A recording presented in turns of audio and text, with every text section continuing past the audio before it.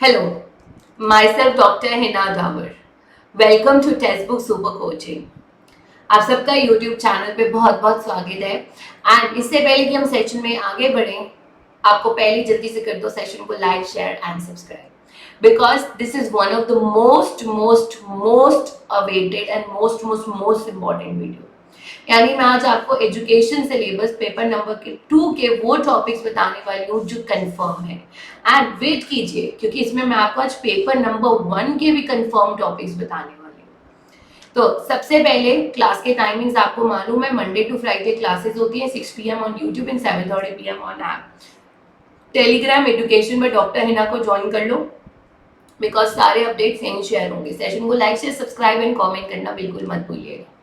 तो अगर हम शुरुआत करते हैं यूनिट नंबर 1 की, तो यूनिट नंबर 1 में से अगर कंफर्म टॉपिक जो एग्जाम में आता है वो आता है इंडियन और वेस्टर्न फिलोसफी से। इंडियन फिलोसफी में सांख्या और वेदांता, जैनिज्म और बुद्धिज्म कंफर्म रहते हैं।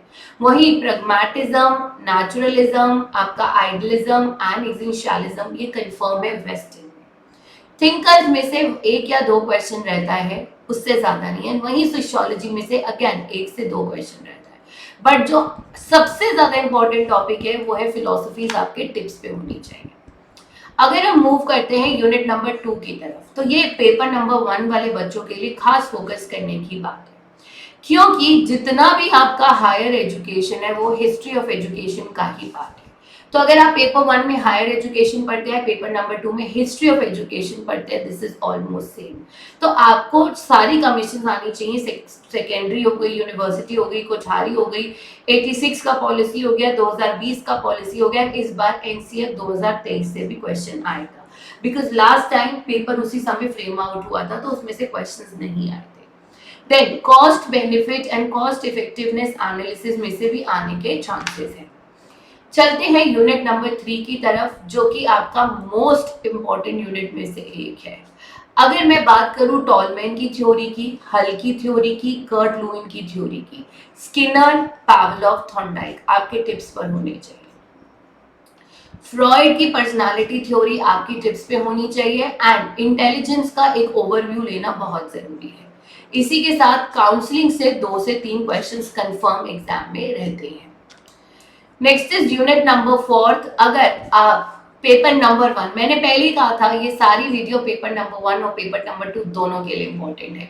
टीचर एजुकेशन जो आपका टीचिंग एप्टीट्यूड है पेपर नंबर 1 का, और अगर आपका टीचर एजुकेशन है, काफी सिमिलर क्वेश्चंस आते हैं, जिसमें नैक क्या है, एनसीटी क्या है, यूजीसी क्या है, डाइट्स, ये सब आपको पता होना चाहिए।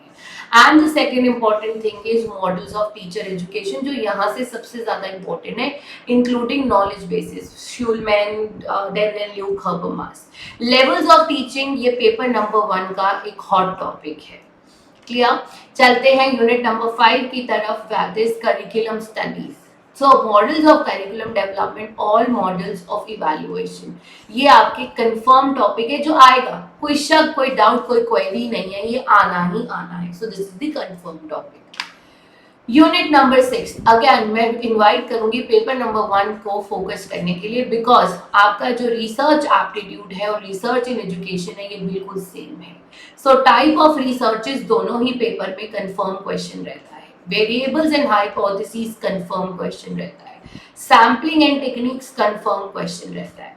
इसके अलावा पैरामीट्रिक या नॉन पैरामीट्रिक में से आपके पास एक क्वेश्चन रहेगा, वो डिपेंड करता है। जैसे पहले एफ टेस्ट था, टी टेस्ट था, देखते हैं इस बार क्या रहेगा। यूनिट नंबर 7, अगेन लेके चलूंगी मैं आपको पेपर नंबर 1 के साथ भी। पेपर नंबर 1 में आप टीचिंग एप्टीट्यूड को फोकस करते हो, तो वहां पर अगेन आपको पेडागोगी रिलेटेड क्वेश्चंस आते हैं। एंड्रोगॉगी पेपर नंबर 2 में है। So pedagogy is very very important. इसके बाद आपका रूब्रिक्स और पोर्टफोलियो, ये अगेन एक कंफर्म टॉपिक है along with Flanders and Galloway. Unit number 8, अगर हम यूनिट नंबर 8 में जाएं, तो मॉडल्स ऑफ इंस्ट्रक्शनल डिजाइन एक कंफर्म टॉपिक है, आएगा question. Whether Mason, ADDI, assure, एक क्वेश्चन कंफर्म है। एक क्वेश्चन आता है सीएआई, सीबीटी, सीएएल, सीएमएल। तो आपका जो आईसीटी का पोर्शन है पेपर नंबर 1 का, अगेन वो यहाँ से मैच आउट होता है। तो अगर आप देखें एसिंक्रोनस और सिंक्रोनस क्या होता है, ये पेपर नंबर 1 में भी है।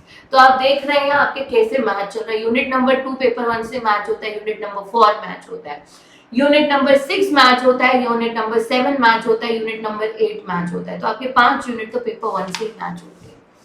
Then coming to the unit number 9, आपका post cop CPM PERT confirm topics है। इसके बाद मॉडल्स ऑफ लीडरशिप अगेन आपका एक कंफर्म टॉपिक है। बात रही टीक्यूएम एंड सिक्स सिग्मा, ये डिपेंड करता है, ऑन एंड ऑफ रहता है, इसके चांसेस 80% है, लेकिन ये दोनों एरियाज आपके कंफर्म टॉपिक है for management and administration. Coming to the last unit, unit number 10, types of disability confirm है।